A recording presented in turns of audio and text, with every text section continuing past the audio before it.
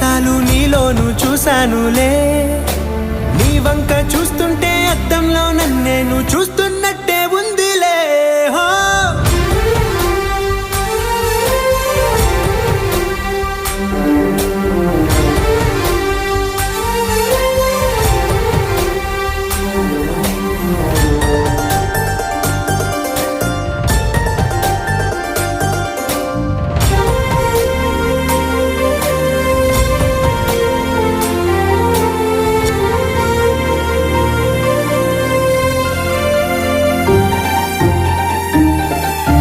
చిత్రాలు ఒక్కోటి చూస్తూ ఉంటే ఈ జన్మకి ఇది చాలు అనిపిస్తోంది.